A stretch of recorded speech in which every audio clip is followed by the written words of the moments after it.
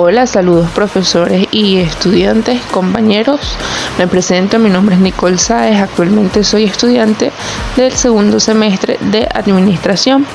En esta ocasión, con este video, les voy a hacer una breve explicación de cómo fue que yo resolví el ejercicio que debíamos de realizar en el sistema operativo Excel.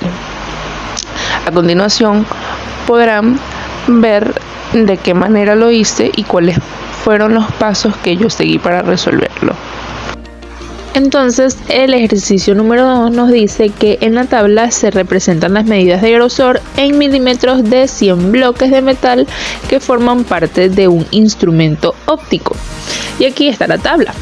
Luego nos dice que debemos determinar la distribución de frecuencia a la frecuencia relativa porcentual, la frecuencia acumulada y la frecuencia relativa acumulada porcentual. Para esto se le realiza una serie de cálculos y entonces, ¿cuáles serían estos cálculos? Pues, dado que habían en el cuadro de la tabla 10 columnas y 10 filas, multiplicamos 10 por 10, nos da 100. Entonces, de esos 100 datos, ¿cuál era el mayor de esos datos? Era 3.68 y el menor era 3.30. Luego de tener claro que la cantidad de datos de esta tabla eran 100, tuve que analizar y cuál era el intervalo que iban a necesitar para hacer este ejercicio y llegué a la conclusión de que la mejor opción era el número 8. Luego procedí a buscar el recorrido según la fórmula. Es el mayor de los datos menos el menor de los datos. Luego de analizar esto, procedí a buscar la amplitud según la fórmula. Es igual al recorrido entre el número de intervalos, que sería 0.38 entre 8. Y el resultado que nos dio fue de 0,0475. El cuello redondo a 0.05. Bueno, ya teniendo en cuenta y teniendo claro que la amplitud sería de 0.05, procedemos a determinar la distribución de frecuencia y las clases. Entonces empezamos 3.30, que es el menor, y utiliza la muestra de amplitud, que sería de 3.05. Esta misma sería de 3.30 al 3.35 y así sucesivamente con cada una de las clases que están los otros intervalos. Y luego procedemos a buscar la medida de cada uno. Ahora tenemos 3.35, lo dividimos entre 2 y el resultado es lo de que colocamos luego de la medida de cada uno de las clases.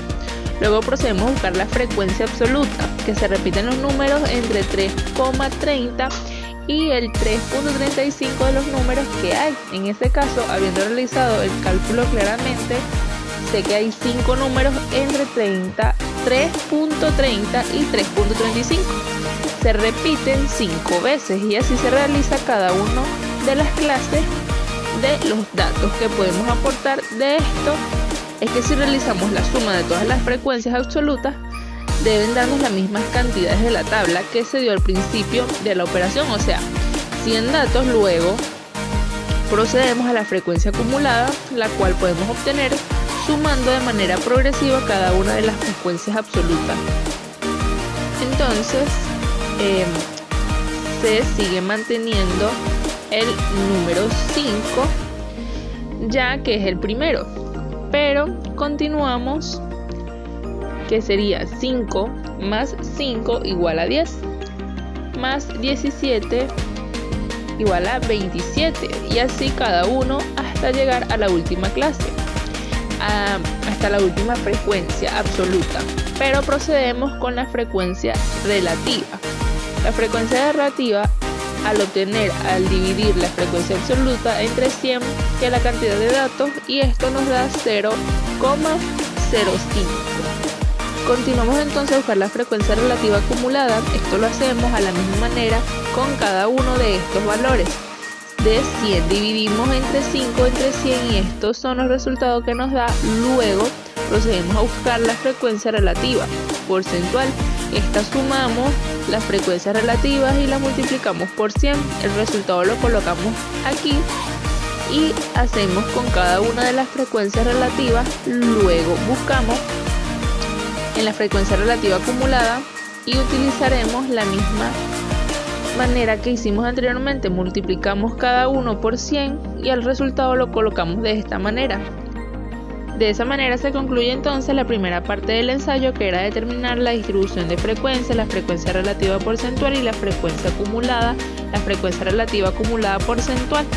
Y ahora procedemos entonces a graficar y realizar los gráficos. Utilizamos la opción que sale arribita, que dice insertar. Entonces, de esta manera nos damos cuenta que un histograma de frecuencia, que es lo que lleva barras, entonces vemos así que los datos que hay que poner son... Los datos que colocamos fueron los siguientes. Si los vamos desde una perspectiva de plano cartesiano, la X serían las clases y las que serían las secuencias, en este caso serían la frecuencia absoluta, y tomamos entonces los datos de la frecuencia absoluta, que son estos. Como le hacemos, el mayor es 47 y aquí quedó, y de las clases cada uno de ellas que se refleja lo mismo. Hacemos como el polígono de frecuencia, el cual es este, se basa solo en puntos. Así continuamos entonces, y aquí se ve marcado todos los cada uno, tanto la frecuencia absoluta como de cada número que lleva. Pasos. Seguimos entonces con la siguiente gráfica, que es el histograma de frecuencia relativa. En esta hacemos lo siguiente: tomamos las clases que se mantienen donde mismo, pero cambiamos los datos, ya que queremos utilizar los datos de la frecuencia relativa, los cuales son estos. De esta forma se hacen exámenes en un histograma. Y como ya sabemos, los histogramas son gráficos con barras. Le ve aquí, tenemos los histogramas de frecuencia acumulada.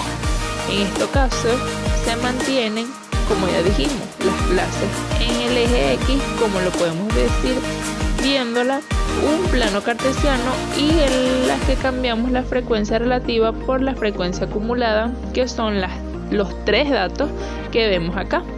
Bueno, seguimos y nos conseguimos con la última gráfica, que vendría siendo a continuación, y por última, la ojiva. Entonces los datos para resolver la ojiva son los mismos. El eje Y y el eje X, aquí cambiamos los datos, ya que no aparecen en las clases, sino que es el punto medio, esta medida, y en el eje Y utilizaremos la frecuencia acumulada, y el punto medio o la media es lo que utilizaremos para hacer la ojiva, la cual es la que veremos de esta manera, esta que está acá. Esta que está marcando aquí, para que quede de esta manera.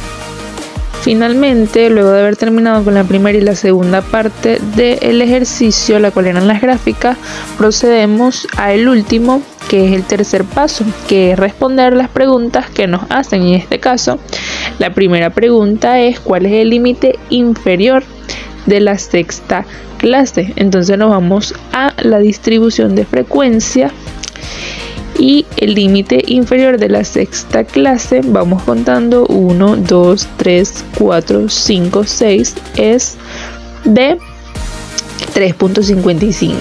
De esta manera contestamos la pregunta: ¿cuál es el límite? Volvemos a la distribución de frecuencias y aquí se ve que es 3.50. Marcamos, o sea, respondemos la pregunta. Y seguimos con la otra pregunta, que sería el punto medio de la séptima clase de frecuencia. El punto medio de la séptima clase sería 3.62. Y así sucesivamente vamos respondiendo esta sección de preguntas, que llevan mucho de análisis y observación de la distribución de frecuencias. La otra dice, responde las siguientes preguntas, la cual es la frecuencia relativa de la segunda clase, que sería de 0.05, el porcentaje de los bloques de metal como menos de 3.53 milímetros de grosor. El porcentaje sería del 90%. El porcentaje de bloques de metal de 3.53 milímetros y hasta 3.68 milímetros es del 26%. Y el porcentaje de bloque de metal con 3.30 milímetros o más y menos de 3.49 milímetros es del 74%.